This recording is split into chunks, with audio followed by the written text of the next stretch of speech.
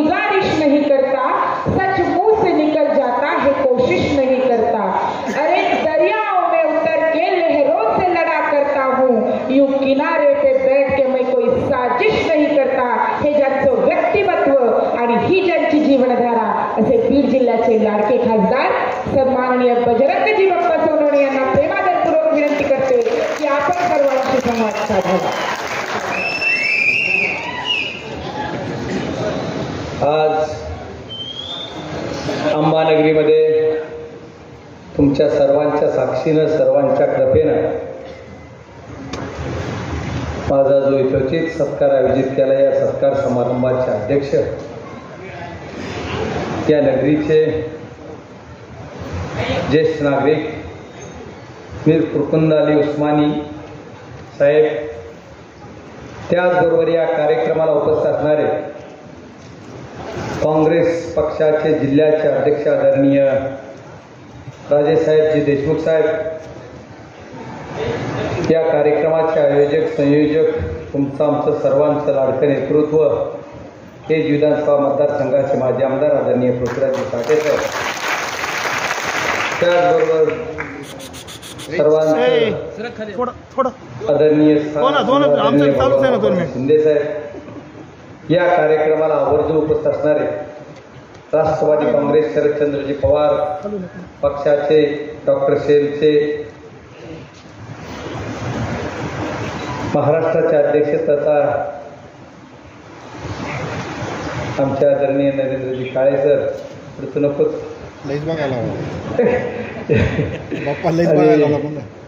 व्यासपीठावर उपस्थित असणारे आमचं श्रद्धास्थान आदरणीय उद्धव बापू आपेगावकर, शेतकरी नेते, माझे मित्र आहे आदरणीय भाई थावरे साहेब, या कार्यक्रमाला ज्या महाविकास आघाडीचा घटक म्हणून जी पक्ष काम करतो, आमच्या पक्षाचे तालुक्याचे अध्यक्ष आणि ज्यांनी केज विधानसभा मतदारसंघात नव्हता अंबाजोगाई तालुक्याची सुद्धा लोकसभेच्या निवडणुकीमध्ये पूर्ण जिम्मेदारी आपल्या खांद्यावर घेऊन लढले असे आमचे अमर भैया देशमुख, त्याचबरोबर काँग्रेसचे तालुकाध्यक्ष ईश्वर भैया शिंदे, बबरूवानजी पोटभरे,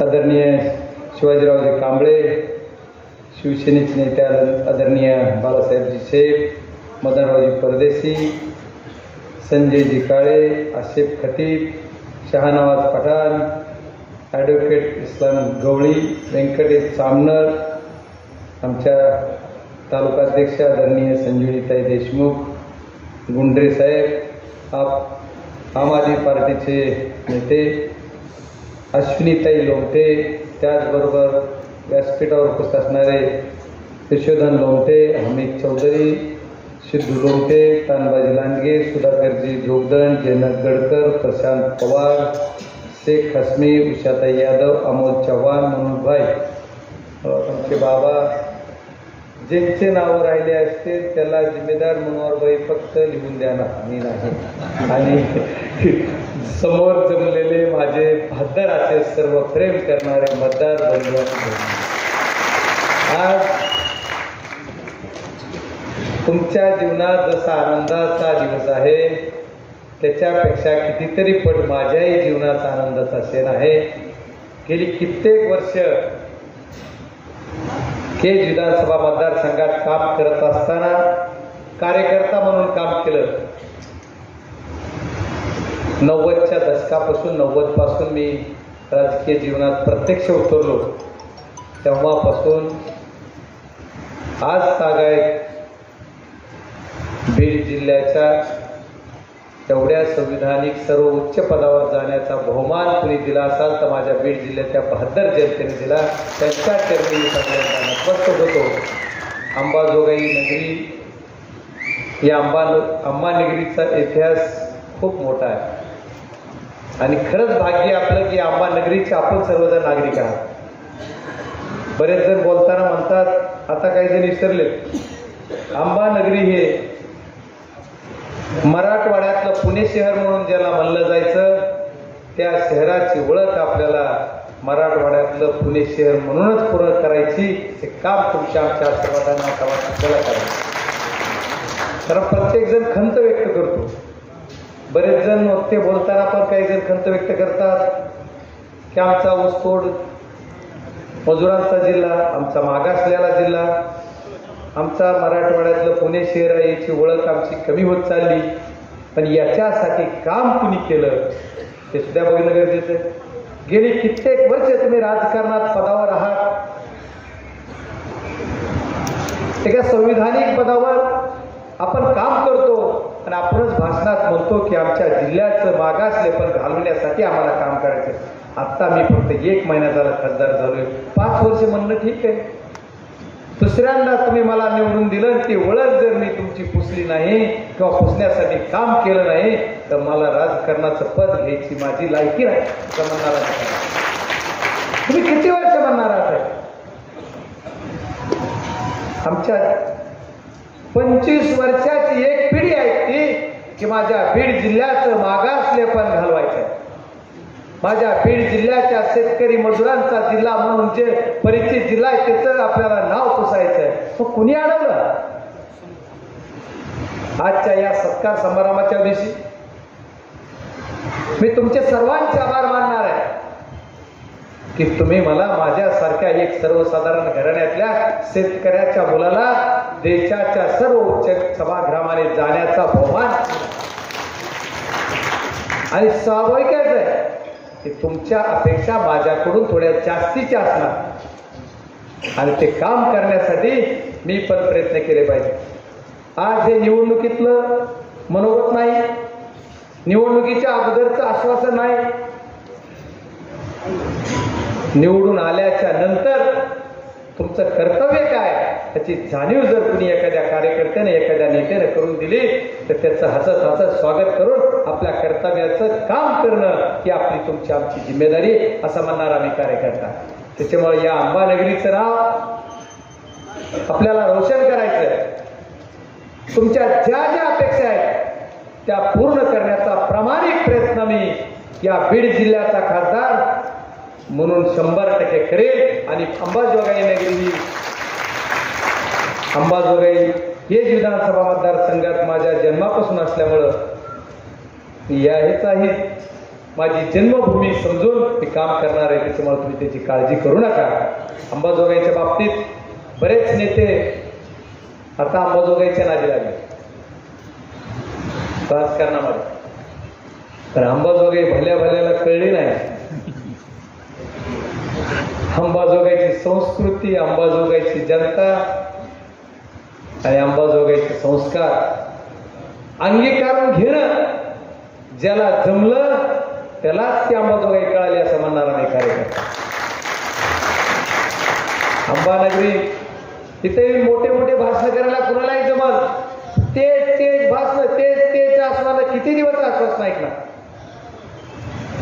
आता कुठंतरी आपल्याला काहीतरी मिळवायची आजची वेळ आहे असं म्हणणारा मी कार्यकर्ता आहे. आणि अंबाजोगाईसाठी काहीतरी आपण पदरात पाडून घ्यायची ही वेळ आहे असं म्हणणारा मी कार्यकर्ता. या अंबानगरीनं माझं अगदी जोशामध्ये स्वागत केलं. यशवंतराव चव्हाण चौकापासून ती इथपर्यंत वाजत गाजत माझी वरात काढल्यासारखं मिरवणूक काढली. आयोजकाचाही संयोजकाचा मी आभार मानणार. आमच्या तरुणाईचा हा उत्साह एवढा मोठा आहे की आता कुणीतरी बोलताना सांगितलं की बाप्पा तुमच्या आयुष्याच्या शेवटच्या श्वासापर्यंत तुम्ही ते सहन करावं का काय, असं वेगळं मानायचं त्यांना काहीतरी काम करा. मी तर म्हणेल माझ्यापेक्षा पुढच्या पिढीने सुद्धा पाळलं पाहिजे एवढं आशीर्वाद तुम्ही सर्वांनी दिलाय. ते खरोखरच मी काल केजला पण अभूतपूर्व स्वागत केजकरांनी केलं. बीड जिल्ह्यात इथून माझं कुणाचं कोणी स्वागत केलं नसेल.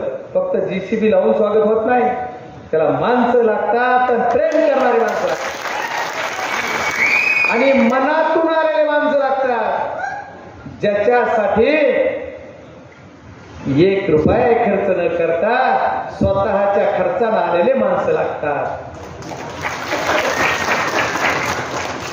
हे निवडणूक राजकारण त्याच्या पलीकडे काय, तुमचे माझे जिव्हाळ्याचे संबंध टिकवण्याचं काम तुम्ही आम्ही सर्वांनी करायचं. आज आमचे अध्यक्ष साहेब बोलताना म्हणले की आज आपण सत्कार करतोय, आज मागणी नाही.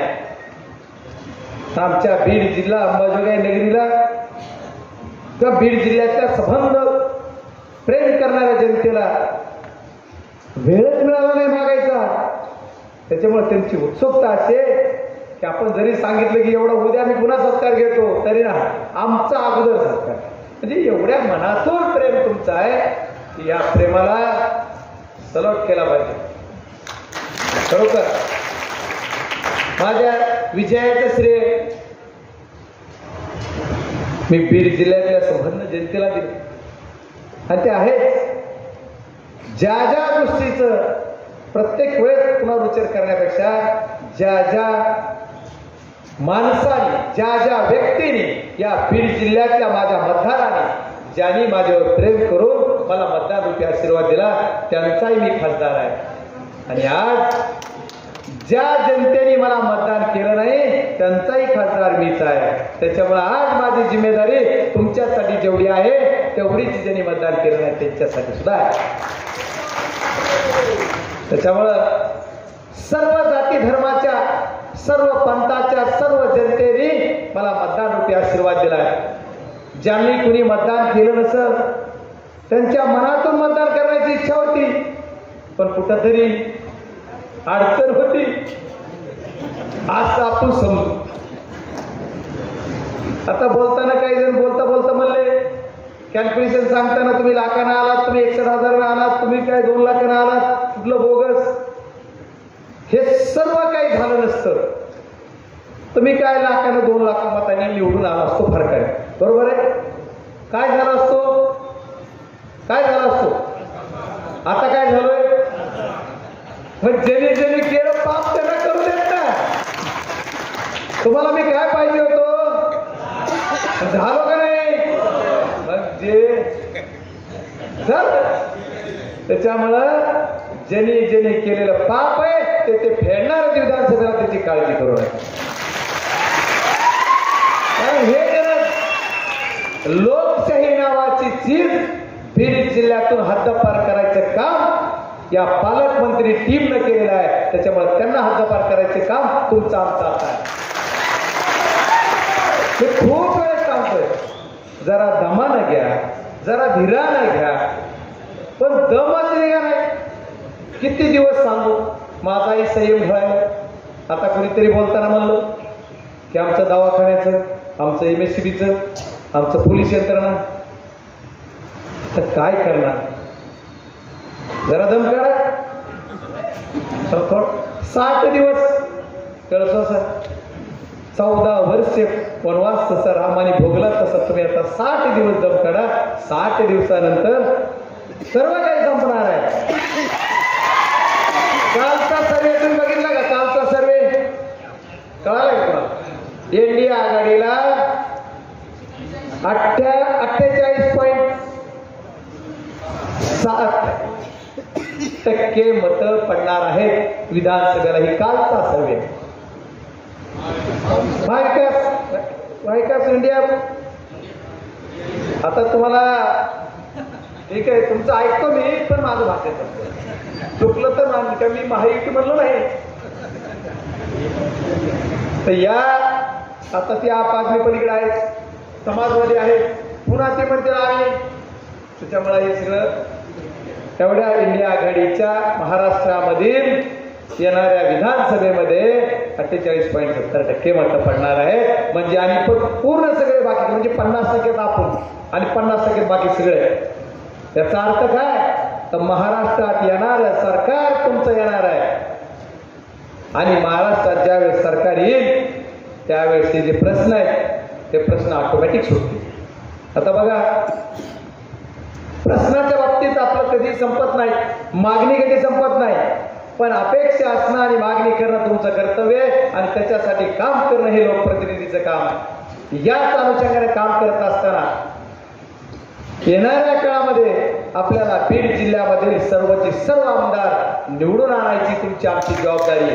तर या सत्कार ज्या अर्थानं तुम्ही करता, या सत्काराचं उत्तर काय आहे, तर येणाऱ्या काळात तुम्हाला इथला आमदार आपल्या विचाराचा करायचा आहे. आणि त्याच्यासाठी तुम्ही सर्वांनी प्रयत्न करायचा. एवढंच नाही तर ज्या पद्धतीने यावेळेस पाहुणे रावळे मित्र कंपनी जिथं जिथं असेल तिथं तिथं तुम्ही फोन करत होता, जात होता की बीड जिल्ह्याचा खासदार मी होणार आहे असं प्रत्येक जणाला वाटत होतं आणि प्रत्येक जण म्हणत होता. तसं पुढच्या काळात तुम्ही सांगायचं की विधानसभेचा आमदार महाविकास आघाडी असता इंडिया आघाडीचा जो कोणी उमेदवार असेल त्या उमेदवारात हा उमेदवार म्हणजे कोणीही पक्षाचा कुठला एखादी काँग्रेसला जागा असेल, शिवसेनेला असेल, इतर राष्ट्रवादीला असेल, समजा या याच्यात की हा उमेदवार आम्हाला निवडून आणायचा आहे त्याच्यासाठी तुम्ही मदत करा अशी सर्वांना तुम्ही इथून पुढच्या काळात काम करायचंय आणि तुम्ही कराल अशी अपेक्षा तुमच्याकडून करतो.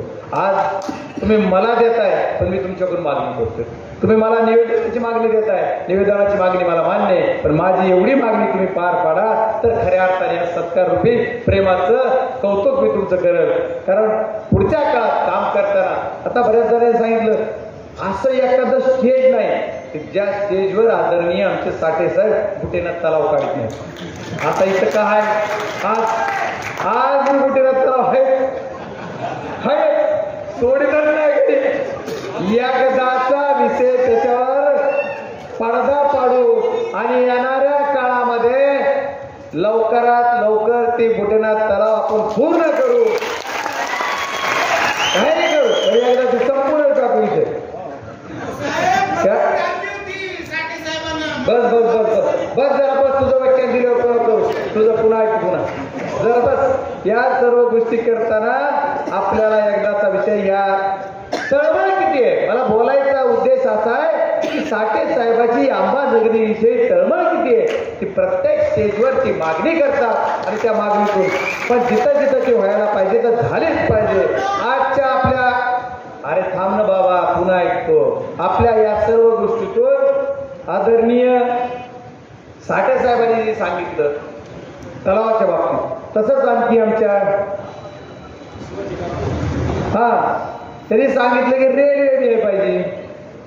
रेल्वेची मागणी केली. आता रेल्वे हा विषय माझ्या अखत्यारीत येतो. याच्यासाठी प्रामाणिक प्रयत्न मी लवकरात लवकर करणार आहे. कारण माझं म्हणणंच आहे की केज विधानसभा मतदारसंघाचे एक असा मतदारसंघ आहे की ज्याला घासून बी गेली नाही रेल्वे. मग सगळं तुमचं होतं आमच्या मतदारसंघाला घासून तरी 10 रुपयाच्या तरी घाटावर चढविली याची आम्ही म्हणलं चढली आमच्याकडे पण नाही. त्याच्यामुळं कुठून ना कुठून राहिलेला जी आपला विधानसभा मतदारसंघ आहे त्याच्यासाठी आपल्याला रेल्वेसाठी काम करणं तुमची आमची सर्वांची जबाबदारी आहे. सरकार आपलं नसलं तरी आता जसा मी खासदार तुमचा सर्वांचा आहे तसं मायबाप केंद्रातलं सरकार सुद्धा बीड जिल्ह्याच्या विरुद्ध देशातल्या सर्व जनतेचं सरकार आहे आणि मी त्या सरकारमध्ये एक सदस्य खासदार म्हणून आहे. सरकारचा घटक पक्षाचा जरी नसलो तरी तिथं खासदार म्हणून मी आहे. त्याच्यामुळे कुठलं सरकार असू द्या कुणाकडून कसं काम करायचं ते मला नक्की कळतंय. त्याच्यामुळे काही काळजी करू नका. माझ्या पहिल्याच्या अधिवेशनात सगळ्याला भेटून आलोय पाठ थापून घेऊन. माझी पाठ थापलेली नाही काही बीड जिल्ह्याच्या सर्व जनतेचे पाठ त्या नेत्याने थापले. कसं वाटत असेल हो जेव्हा मी कुणाला भेटून निवेदन देऊन येतो त्याचा फोटो तुम्हाला बघायला मिळतो त्यावेळेस कसं वाटत असेल जरा जरा विचार करा. सहजच होईना. आणि एखाद्या गरीबाचं लेकरू खासदार झालं तर बिघडलंय कुठं काय झालं झालंय ना. आता मी परवा म्हणलो आता काय होणार आहे का बदल. आता काय आटा पिटा केला आपटीनं आदळलं मोडलं तोडलं काही पोस्ट टाकल्या काय होणार आहे का बदल. ती निकाल लागेपर्यंत 4 तारखेला संध्याकाळी 10 वाजेपर्यंत शक्य होतं. 11 दिला ना 10 पर्यंत शक्य होतं. तुम्हाला जेवढं करायचं तेवढं तुम्ही केलं. आम्ही काय केलं अरे काय नाही केलं. पोलीस यंत्रणेला सुद्धा छातीवर हात ठेवून विचारा काय काय नाही केलं. एवढंच नाही तर खोट्या गुन्ह्यात बजरंग सोडलेला इलेक्शन मध्ये अडकावा ही सुद्धा आदेश दिला. बोललो नाही आतापर्यंत. अरे तुम्ही काही जरी केलं तरी शक्य होत नाही. असंच पाप या प्रक्रियेत मागे एकदा 2007 ते 2009च्या दरम्यान माझ्यावर असाच गुन्हा दाखल करा म्हणून एक एपीआय होते यशोवडगाव सर्कलला. त्या यशोवडगाव एपीआयला रात्री 2 वाजेपासून ते पहाटे 4:30 वाजेपर्यंत शिव्या दिल्या जात होत्या की तू त्याच्यावर गुन्हा दाखल कर, पण त्याने नाही केला. तसंच आता सुद्धा झालं बाबा हो. विचारा केकच्या पीएला आता शिव्या देऊन सांगत होते ह्याला विषयावर गुन्हा दाखल करा, नाही केला. मग सलट केला पाहिजे की नाही? खोटा गुन्हा नाही केला. आता ह्याचा सगळा बदला व्याजासहित ही जनता घे. किती दिवस आणि काय होणार आहे? ईडीला सासरण माये सारखं काय होणार आहे? माझ्या गुन्हा झाला तर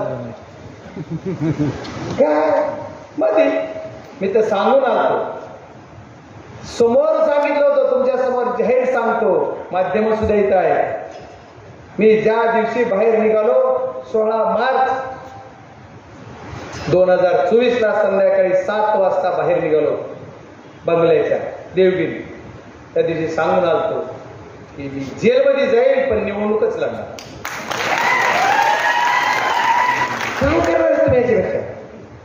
आता काय काय बोललं चाललंय, काय काय केलं चाललंय का? आज विकासावर बोला, ज्यांनी ज्यांनी विकास करा. तुम्ही जे काही प्रश्न आहेत ते सोडवा. खूप काम आहे, काम कमी आहे का? एवढं मोठं काम आहे, ते काम करा. कुठंतरी थांबवा. जाती जातीमध्ये ते निर्माण करायचं काम कोणी करत आहे?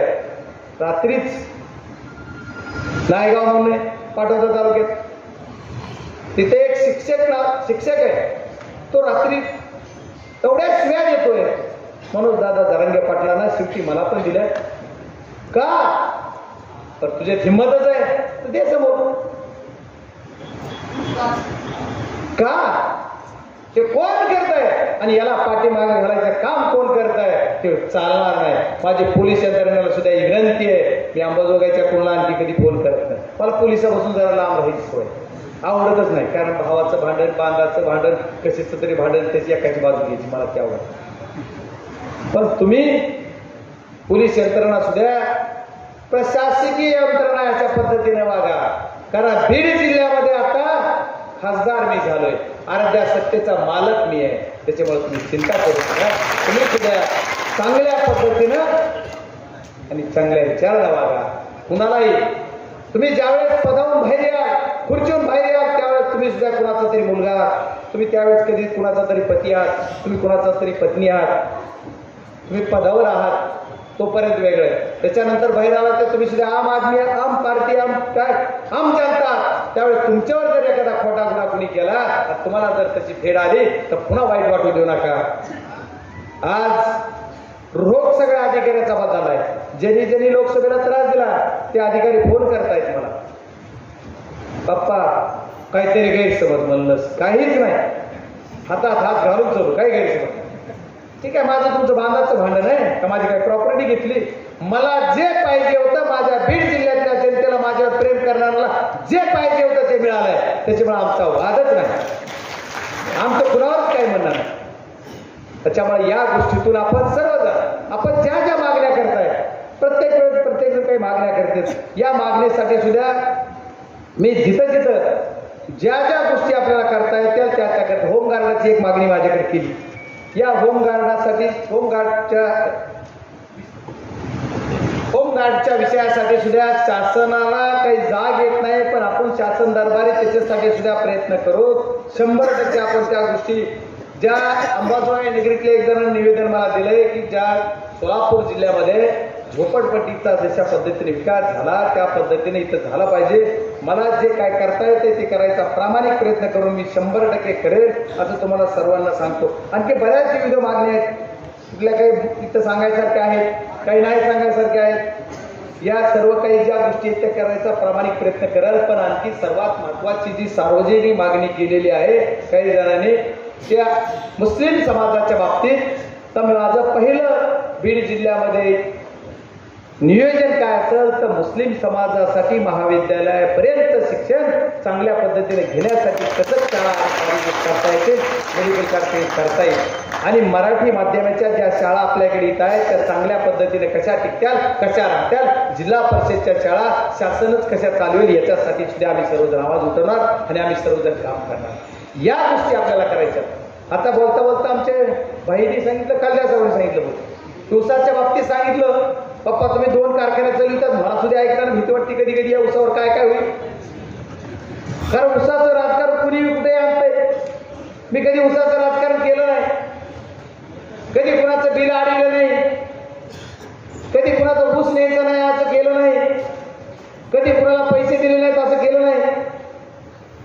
पण भाई तुम्ही मी नेते या सर्व गोष्टी करत असताना उसाच्या बाबतीत आता 366 रुपये जो तोडणीचा दर आहे त्याच्यामध्ये कमिशन जर ऍड केलं तर 439 रुपये दर होतो. म्हणजे जवळपास 450च्या जवळपास आता दर झालेला आहे तोडणीचा. वाहतूक वेगळी, तोडणीचा दर 450 म्हणजे आता देशामध्ये जे उच्चांक दर आहे त्याच्यामध्ये यावर्षी महाराष्ट्र आलेला आहे. त्याच्याबद्दल तुम्ही मशीनबद्दल बोला तर मशीनचा दर जास्त आहे, तर त्याचं कारण असं आहे की मशीनच्या ह्याच्यामध्ये आपल्याला फास्ट त्याच्यात 50 रुपयाचा फरक आहे, तर 50 रुपयाचा मेंटेनन्स काही गोष्टी होते, पण त्या दरांना समान दर दिला पाहिजे असं कैलासराव ऑफिसचं म्हणणं आहे. ते बरोबर आहे, रास्त आहे, दिलाच पाहिजे, पण पुढच्या काळात ते पण होईल, काही काळानंतर ते पण बरोबरी होईल. आणि ज्या पद्धतीने आता हे दर देताना सुद्धा आदरणीय शरदचंद्रजी पवार साहेबांनी ही भूमिका घेतात आणि पैसे कोण देतात? कारखानदार. ज्यांचे बंद आहेत ती देत नाही. पण लोकांचं असं म्हणणं होतंय की कुणीतरी तिसरे नेते, लय नेते, ऊसतोड मजुरांचे नेते, पैसे देणार कारखानदार, द्यायला लावणार शरद पवार साहेब आणि श्रेय कोण देणार? बंद पडलेले कारखानदार. अरे हे कुठला न्याय? त्यामुळे इथून पुढच्या काळामध्ये मी शासनाला विनंती करणार आहे की त्याचा सुद्धा दरपत्रक फायनल झालं पाहिजे. दरपत्रकावर फायनल होऊन माझ्या शेतकरी आणि शेतमजूर लोकांना सुद्धा जास्तीचा भाव मिळाला पाहिजे आणि जास्तीचा भाव मिळूनच आपल्याला हे केलं. गुजरात सारखा भाव आता कोणतरी सांगितलं, आता गुजरात सारखं कसं होईल कम्पॅरेटिव्ह? सगळं गुजरातला आहे, पाणी गुजरातलाच आहे, सगळ्या कंपन्या गुजरातला. आता बघा आपल्या इथं अंबानगरीत जर तुमची जी पहिली ओळख होती ती राहिली असती मराठवाड्यातलं पुणे शहर म्हणून, तर करोडो रुपये जे आज लातूर जिल्ह्याला जातात, 25,000 कमीत कमी दरवर्षी कुटुंब आपले लातूरला स्थलांतरित होतात. मी सुद्धा त्याचं उदाहरण आहे. 25,000 कुटुंब आपल्या बीड जिल्ह्यातले दरवर्षी नव्यानं जातात. म्हणजे पहिले काही म्हणजे एकंदरीत दरवर्षी 25,000 जातात, म्हणजे असे एकंदरीत 50,000 कुटुंब लातूरला इन ॲव्हरेज मध्ये राहतात. पण त्यातला जर खर्च आणि तिथल्या लोकांची इकॉनॉमिक वाढण्यासाठी जर विचार केला तर त्यांचं अर्थकारण कसं वाढतंय? तिथलं किराणा दुकानदाराला पैसे मिळणार, तिथल्या कपड्या दुकानदाराला मिळणार, तिथल्या दवाखान्याला, तिथल्या सर्व गोष्टीला पैसे. ते पैसे अंबाजोगाईचे घालवायचं पाप कोणी केलं तर या राजकर्त्याने केलं असं म्हणणारा मी कार्यकर्ता आहे. त्याच्यामुळं जसं आपलं अंबाजोगाईचं नाव घालून आपल्याला बाहेर काढलं, अंबानगरीचं जे मराठवाड्यातलं पुणे शहर हे नाव घालायचं काम कोणी केलं तर राजकर्त्यांनी ज्या त्यांना घरी बसवायचं काम कोणाला करायचं तर तुम्हाला आम्हाला करायचं. त्याच्याशिवाय आपल्याला देतात. बोलता बोलता काही बोललं जात आहे, कुठेही बोललं जात आहे, पण या सर्व गोष्टी तुम्हाला सर्वांना सांगणार आहे. तुमची आमची सर्वांची जी मागणी आहे की माझ्या बीड जिल्ह्याचं दरडोई उत्पन्न वाढलं पाहिजे आणि हे वाढण्यासाठी मला काम करायचंय. मी निवडणुकीच्या अगोदरही सांगितलं, निवडणुकीतही सांगितलं आणि आता निवडणूक झाल्यावरही सांगतो. तर बरेच जण म्हणतात की मला माझ्या बीड जिल्ह्यातल्या जनतेचं दरडोई उत्पन्न वाढवायचंय. परवाचा अहवाल बघितला का राजसाहेब भाऊ? परवाचा एक अहवाल बघितला का? आमचे जे आदरणीय नेते बीड जिल्ह्याचे म्हणतात की माझ्या बीड जिल्ह्यातल्या कुटुंबाचं माणसाचं दरडोई उत्पन्न वाढवायचे. त्याचा अहवाल जो आलाय तो महाराष्ट्रातलं दरडोई उत्पन्न कमी झालं याचा अहवाल. ज्या कृषी प्रधान देशात आपण राहतो, ज्या कृषी खात्याचा सन्मान ज्या शासनाला मिळतो, त्या लोकसत्तानं त्याच्या अगोदर 3 दिवसापूर्वी छापलंय की कृषीचं सगळं खाली आलंय आपलं विकास. छापलाय, मी नाही कुठं बोलत, मी पुराव्यानिशी बोलतो. पण हे कुणाचा पाप आहे आणि तुम्ही तिकडे सत्कार घेता? मी बोलत नव्हतो. परवा कुठं तरी सत्कार काहीतरी केला, कृतज्ञता तुमच्याच पाहुणे घेतला भाऊ, 86 कोटी का काहीतरी मिळाले. फुकट ते मिळाले, त्याला मी फुकट ते दिले की मी फुकट देत. आज तिथं काय म्हणलं गेलं की म्हणले साखर कारखान्यात काटा मारून पैसे कमवतात आणि इलेक्शनला खर्चतात. ही अवलाद आमची नाही. बरं, आम्ही कसे होतो? आम्ही जर काटा मारणारे कारखानदार आहोत तर आदरणीय पालकमंत्री महोदय, तुम्ही लय वेळ सारखं बोलला, तो वयानं कमी आहात, उंचीनं लहान आहात, पदानं बी माझ्यापेक्षा लय आता मोठी नाहीत. तरी तुम्ही बोलला की मी काटा मारतो. आणि जर मी काटा मारतो तर तुमच्या स्वतःच्या नावावर तुमच्या स्वतःच्या शेतातला ऊस माझ्या कारखान्याला एकदा नाही तर 3दा का दिला?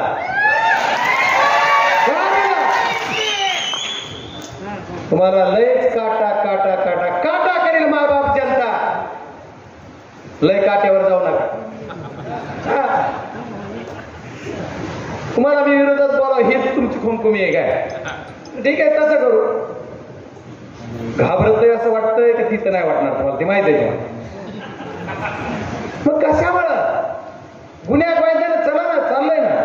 जवळ तुम्ही आहात तवर लोकांचे कामं करा. मी जवळ, मी 5 वर्षे, तुमचं संपत आलंय, माझं सुरू झालंय.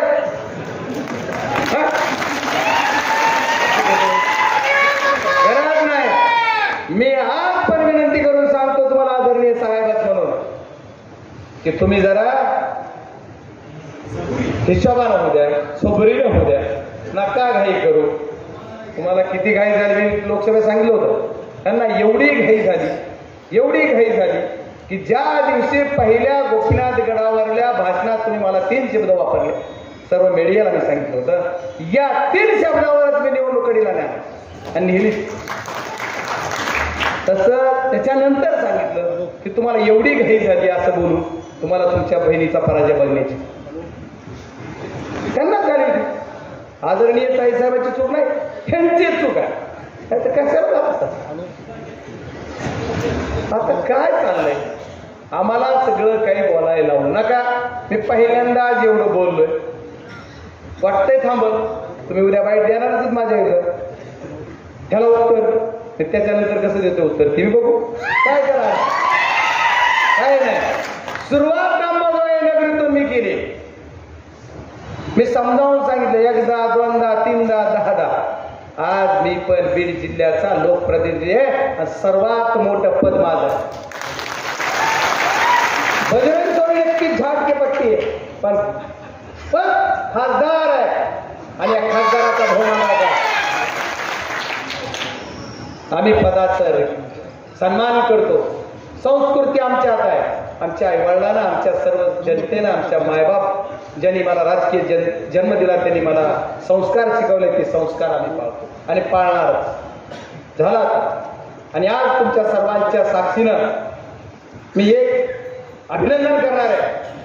ज्या माझ्या समोर प्रतिस्पर्धी म्हणून लोकसभेला उभे असणाऱ्या आदरणीय पंकजाताई मुंडे यांचं विधान परिषदेवर काल जी निवड झाली त्याबद्दल तुमच्या सर्वांच्या साक्षीनं मी त्यांचं अभिनंदन करणार. बीड जिल्ह्याला आणखी एक नवीन आमदार मिळाला, विकास कामाची भर पडली, मला आनंद आहे.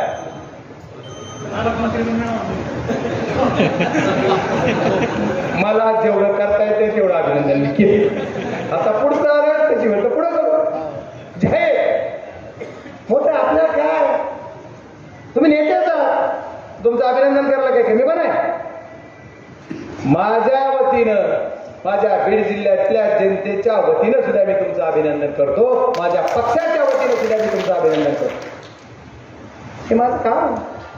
आणि आपल्या बीड जिल्ह्यातल्या सर्व जनतेला विनंती करणार आहे की कुठल्या पोस्ट टाकले नाही, कुठं काही वाईट उतरलेले काही होत नाही. तुम्ही सुद्धा सर्व जर माझ्यावर प्रेम करत असाल, आमच्या पक्षावर करत असाल, आमच्या सर्वावर करत असाल तर कुठली पोस्ट कुणाच्या विरोधात वाईट टाकणार काय होणार आहे? अरे तुम्हाला एवढं चांगलं डोकं दिलंय, त्याचा वापर तुम्ही चांगल्या विषयासाठी करा, चांगल्या गोष्टीसाठी करा.